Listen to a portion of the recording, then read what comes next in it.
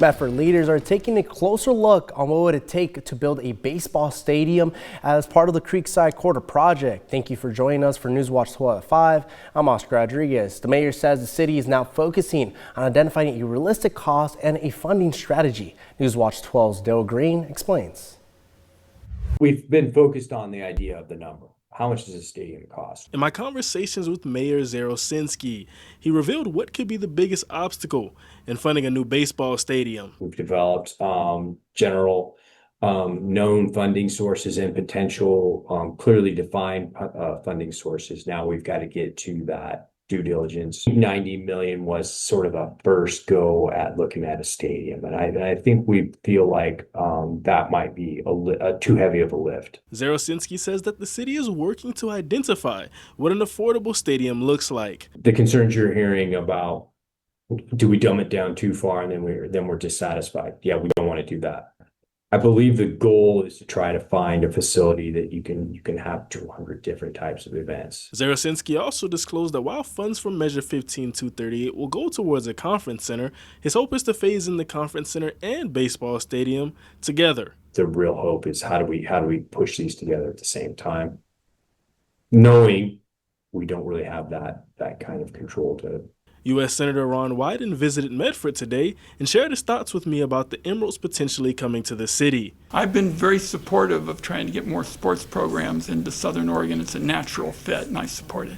Every time I'm here in the summer months, people are always wearing their baseball uniforms. It's like they're already getting ready for it. Zarosinski stated that while the city is active in negotiations, full details of the project could take up to a year. Reporting in Medford, I'm Daryl Green. This morning, U.S. Senator Ron Wyden toured La Clinica's new community pharmacy to see how the $2 million federal investment is supporting Southern Oregon healthcare. La Clinica opened the new pharmacy in September after federal funding allowed them to remodel a building that evolved from an auto repair shop to eventually a pharmacy over the last few years. And as a part of the federal prescription discount program, the space allows them to fill up to 100,000 more affordable prescriptions a year. Newswatch 12 spoke with Senator Wyden on a one-on-one after the tour, who told us he's working to fast-track training programs to bring in more healthcare workers to Oregon.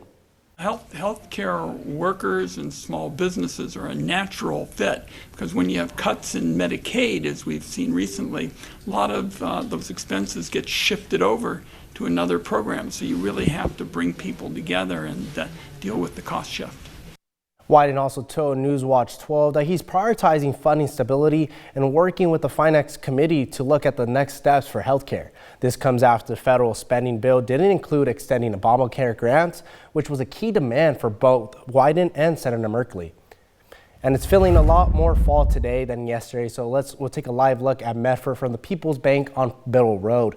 Now let's head over to our Storm Tracker 12 Chief Meteorologist Matt Hoffman. Matt, it's been kind of a quiet day today for the weather, a bit cool. Can we expect that for the rest of the weekend? Yeah, it should stay pretty quiet, at least through the first half of the weekend. Let's take a live look outside right now. We do have some clouds that have been rolling into parts of the region over the last few hours. We do expect to stay dry, though, as we head into this evening and tonight. Taking a look at the satellite and radar imagery, most of that cloud cover, especially over Josephine and Curry County. We'll see eventually that peel out of here as we head into tomorrow morning. But as those clouds work out overnight, do expect some areas of fog to develop again in our west side valleys, including in the Rogue Valley. Currently 60 degrees in Medford. We made it up to 65 degrees today with the sunshine, but not the mid 70s like what we saw yesterday. Currently 47 degrees in Klamath Falls with light winds. We should see temperatures tumbling tonight. It is going to be a colder night, down to 40 in Medford, 49 degrees in Brookings. Will drop down to about 29 in Klamath Falls and 34 degrees in Wairika. Tomorrow, still fairly mild in the afternoon. Highs climbing into the lower 60s in our west side valleys and along the coast. We'll get up to about 58 degrees in Klamath Falls. Winds will stay light as we go through the day tomorrow, But look what happens as we head into Sunday. Winds will start to pick up out of the south and the southeast, and that is going to be a sign of the next storm system that will impact southern Oregon and northern California. So tomorrow we stay dry, good for getting any raking or leaf blowing done in the Rogue Valley, but we will be seeing those winds picking up Sunday in the region, and then also some wet weather pushing back into southern Oregon and northern California. We'll time out the rain chances, and we'll look at your forecasts into next week coming up in just a bit. Oscar? It's been a tough year for a lot of people. Over the last 12 months or so, our food pantry here in Medford has seen a 51% increase in demand. Then there's been some other hardships with people providing food even in the last month, and we're all aware of those going on in the community. The Salvation Army launched its Red Kettle season today. You'll see red kettles all over the Rogue Valley, like at Fred Meyer, Walmart, Bi-Mart, and many locations through Christmas Eve. And this year, they told us the need is one of the highest they've seen. A 51% jump in demand at their Medford food pantry shows how many families are struggling this holiday season. Newswatch 12's Samantha Cadera is live at one of the Red Kettle locations in the Fred Meyer in South Medford with more. Sam, I gotta say, I do love the holiday spirit you're wearing, and I know you said today donations are being matched. How long does that last? Yes, Oscar, you know, today is a special day because not only is it the kickoff, but every single dollar that is dropped in one of these buckets is matched by $20. And I appreciate you saying that you like my festive outfit because I do have the hat and I have the scarf, but enough about me. Let's take a look at this holiday party that you are missing out on. So let's come walk with me. So we've got all of our bell ringers over here, and hey, just a fun fact, this is our wonderful sales team right here. So everyone say hello. And we've got Miss Rogue Valley right here as well. Look at that. And then we just missed it, but someone did just donate $1. So what does that mean? $20 matched. Everyone cheer for that. Now we've got all the bell ringers. Now let me take you closer. We've got live music over here as well. Check that out. And before we say goodbye, you have to see all the Disney princesses over here. And we even have Olaf. Everyone say hello. Now I have to come in and join because I am not a Disney princess, but I might feel like one. You look like one. Oh, thank you. But for now, I'm Samantha Cadera reporting live in South Medford. Back to you, Oscar. Thank you, Sam. Looks like you're having a great time. Definitely me and Matt are missing out. Well, let's take a live look at Phoenix tonight, where it's definitely feeling a little chillier today than yesterday, but things will be heating up tomorrow because high school students from across southern Oregon will be competing in the inaugural Kitchen Clash. I went to Phoenix High School to see what they're cooking up. Things are cooking here at Phoenix High School.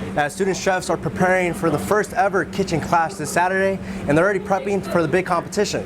We're going to start with the group. Phoenix High School will be hosting the Culinary Showdown, featuring student chefs from several schools, like Ashland, Klamath Falls, Medford, and many more. We're really excited to host. It's like getting ready for Thanksgiving dinner. The student chefs will be challenged to create a 3-point landing dish featuring protein, starch, and vegetables. And to make things even more exciting, they'll have to incorporate a mystery ingredient revealed only at the start of the competition. And this can throw off some student chefs' recipes. Like if we got like a fruit, like an apple, we could just make a glaze out of that or something easy. And if we get something random like tortillas or whatever, I have no clue how we're gonna add that at all. But for the past few weeks, Phoenix culinary students have been preparing their pork tenderloin dishes and finding the perfect recipe. I've just been researching recipes and writing them down, and then that's why we're testing them out today to see how they are. But cooking is not something new to these student chefs. I've been cooking with my dad growing up, so I mean, I'm kind of used to the cooking. I work at 2 restaurants in Ashland, and I'm a prep cook there, so I have some experience in cooking too. Most importantly, the event is to show off the students' cooking skills, creativity, and their hard work. Being able to have other people try the food, and then when they like it, you get that sort of feeling like you just did a great job. Like other people enjoy, you put a smile on people's faces.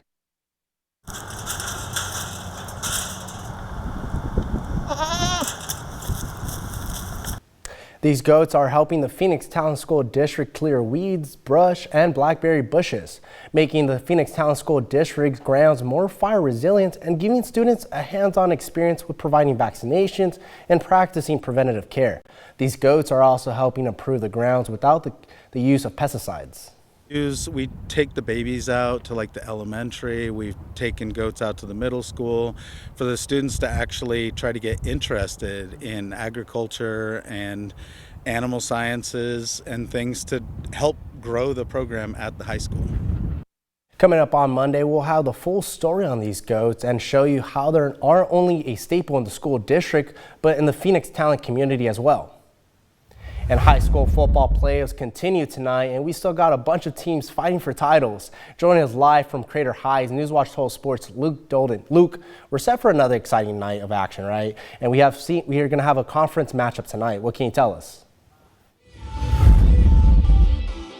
Sorry, Oscar, they started blasting the music here. Couldn't really hear what you said, but I'm at Crater High School where North Valley is coming to take on Cascade Christian Challengers for their quarterfinal matchup. These two teams, they're from the 3A Special District 5, and between them and their league record, 7-1 combined. That one loss was North Valley losing to Cascade Christian. We'll talk more about this matchup during Sports Night at 6:45. I'm going to try and block the music a little bit with my body here so it's not as loud. But we got the action continuing tomorrow on Saturday. Lost River and Cross Point Christian also in action. The Cross Point Christian Warriors, they're on a 7-game win streak, and they are looking hot. Head coach Jim Johnston tells me that comes from the accountability the players have taken for the program this year. This particular group has really bought into us becoming a program. They've truly bought into that as a team. We're going to accomplish the goals that we have, and they've done that, and they've put in the work. And again, we'll be breaking down the 3 other games tonight as well during our sports block at 6:45. So join me then. But for now, live in Central Point, I'm Luke Doughton. Thank you, Luke. New at 5 tonight, the Bureau of Land Management is announcing that Lower Table Rock Road is now closed until mid-December. The closure impacts the trailhead, parking lot, and trail as BLM paves a lower trail look, which aims to create wheelchair-friendly access. BLM anticipates the project to last 1 month, with the trail reopening as soon as the project is complete. Upper Table Rock Road will remain open. In a money alert, a new $350,000 grant from the Ashland Community Health Foundation is helping Mercy Flights launch a first-of-its-kind program in Jackson County. Newswatch 12's Danny Stepanovich has more details on the initiative. Instead of transporting every 911 caller to the hospital, Mercy Flight's paramedics can now treat many non-emergency issues right inside the home. Up until this point, that right place has been the emergency department, even if their care could be handled in an alternate destination like an urgent care. From this angle, it looks like I'm sitting in a regular Subaru Forester. But from this angle, you can see it's a hospital in a trunk. In our new model, it would be bringing the emergency care into their home. So this is really going to expand that access to them so that they can get more affordable emergent care. There's everything from wound care supplies to even life-saving tools for cardiac arrest, all stored in the back of this 4-wheel drive. Rachel Ziegler is on the front lines and says treating people where they live could create better outcomes. I've met with people, when I did a previous role, I met with them in a clinic, and when you come in, it creates a leverage. Us coming into the home where they're comfortable, where they can talk, we can really see what's going on in the home. The organization will track outcomes over the next year. Data they say could reshape how emergency care is delivered across the region. In Medford, Danny Stepanovich.